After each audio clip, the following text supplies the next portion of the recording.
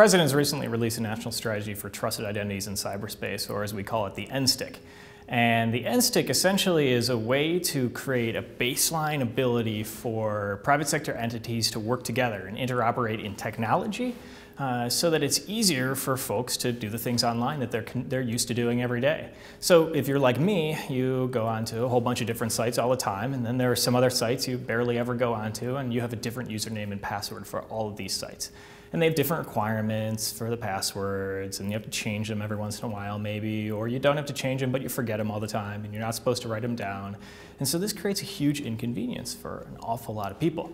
What we want to do instead is create the ability for you to use the same type of credential, whether it's a username and password or something else, maybe that hasn't even been invented yet, so that you can log into different sites at the same time, and with the same credential rather than having to retype new things. So what we're trying to do is create baseline standards, a baseline level of interoperability that has security baked in, that has enhanced privacy baked in, that has a certain amount of resiliency baked in, and that by design, the way it's made, it's easy to use. It's more convenient than what folks are typically having to do today to do all of the stuff they want to do on the internet.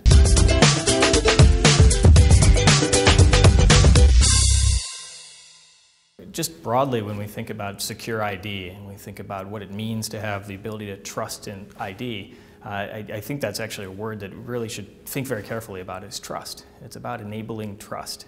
And so if we look at technologies behind SecureID, technologies behind any type of identity initiative, the real goal is to build something that is a little bit smarter in terms of what is being shared and what isn't being shared, and how you can or cannot behave as a particular identity, as a particular person. And so I don't want anyone else running around masquerading as who I am. But at the same time, I don't want it to be so incredibly hard for me to prove something about myself to get a transaction done.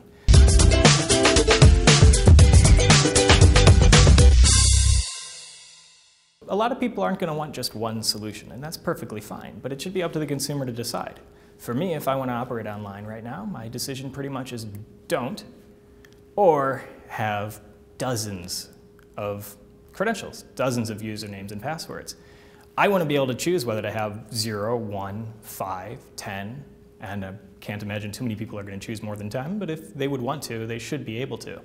Those sorts of technologies are still a few years away before we are really bringing interoperability to a scale that the average consumer can go out and get something or get multiple somethings that work for them and that work across a whole range of different sites and really help fulfill the things that they want to do online without being cumbersome and inconvenient in the way that, that today's login systems are.